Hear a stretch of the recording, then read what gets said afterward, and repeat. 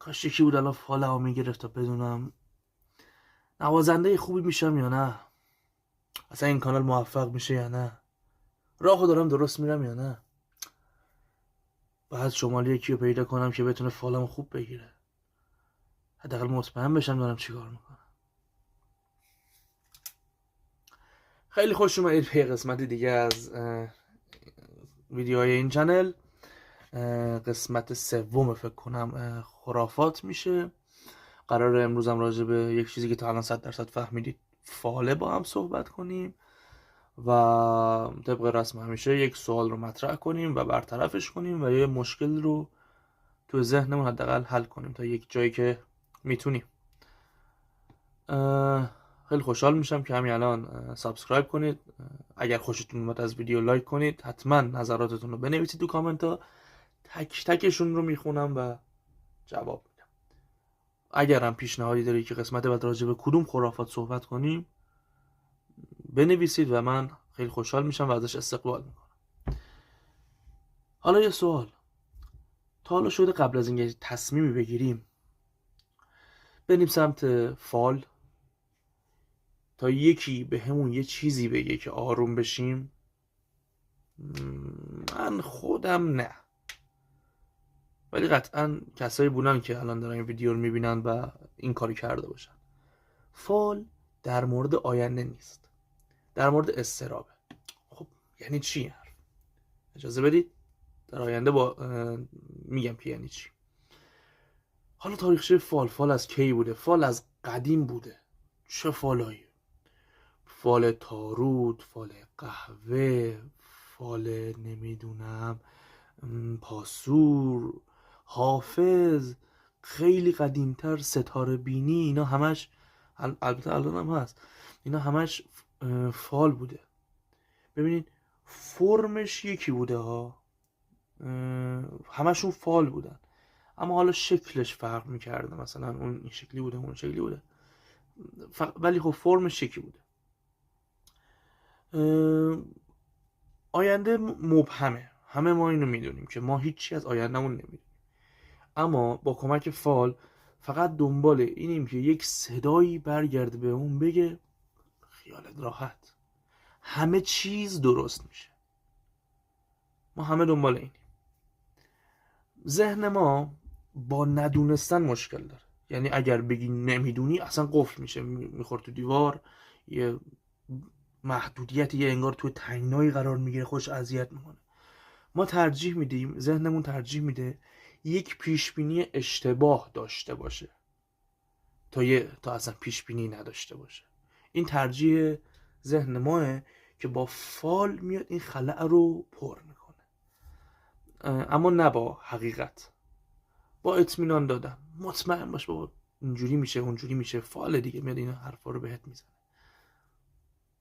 اما یک نکته ترسناک وجود داره، یک نکته که خیلی ترسناکه، اینکه فالها جوری طراحی شدن و نوشته شدن که برای همه باشن، به همه بخورن، به هر مشکلی بخورن. مثلا اکثرا دیگه شنیدیم این چیزها رو دیگه، حالا من حتی با اینکه نرفتم هم شنیدم. تغییری تو راهته، یکی داره بهت فکر میکنه، یه مانع کوچیکی داری ولی برطرف میشه، یه همچین چیزایی دیگه. من میگم حتی خودم با اینکه استفاده نکردم ولی شنیدم.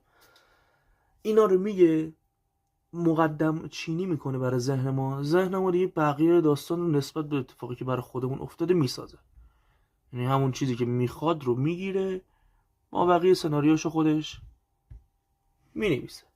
حالا ممکنه الان یکی بیاد بگه که علی من فال گرفتم نتیجه داده، جواب داده، من نمیدونم درست در اومده برای من، تو داری اشتباه میکنی، فال همیشه برای من درست در اومده.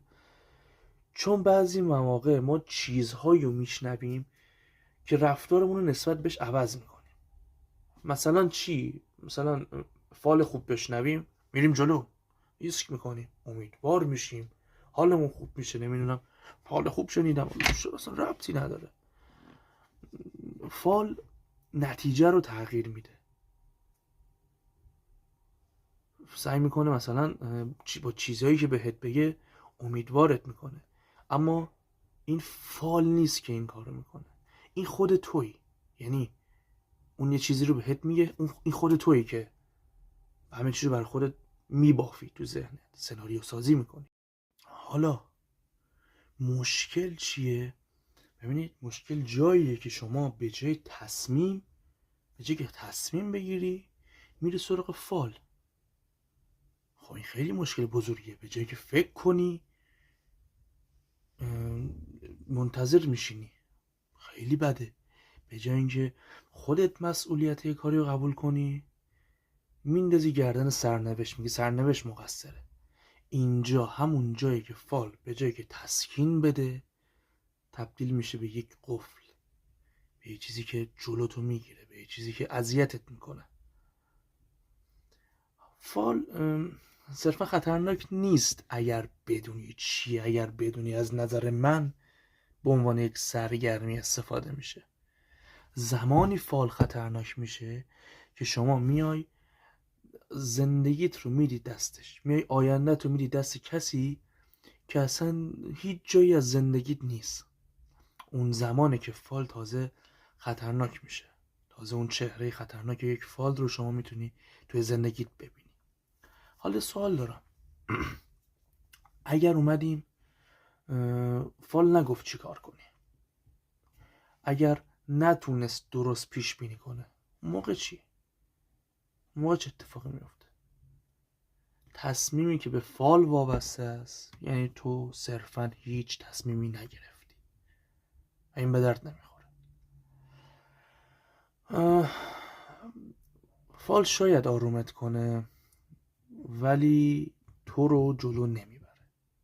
اصلا آینده چیزی نیست که بتونی با فال کشفش کنی. آینده رو باید خودت بسازی. اگر قرار باشه به چیزی ایمان داشته باشی بهتره که به انتخابات، به تصمیمت، به مسیرت ایمان داشته باشی، نه به فال. چون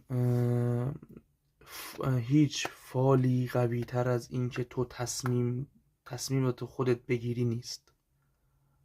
و اینون چقدر خوب میشه که اگر همگی ما یاد بگیریم. این ویدیو هم تموم شد و امیدوارم که تونسته باشم که یک سوالی رو، یک مسئله رو توی ذهن خودمون برطرف کنیم و یه چیز جدید یاد گرفته باشیم. و همزمان خوشحال میشم که این چنل رو ساب کنی و این ویدیو رو اگر دوست داشتی لایک کنی و نظرت رو برام بنویسی و اینکه حتما به هم بگو که خرافات بعدی، مسئله بعدی که ممکنه که اشتباه ما فهمیده باشیم چیه، که حتما بریم سراغش. نظرات همتون رو میخونم. خیلی دوستتون دارم. تا ویدیوی دیگه، خداحافظ.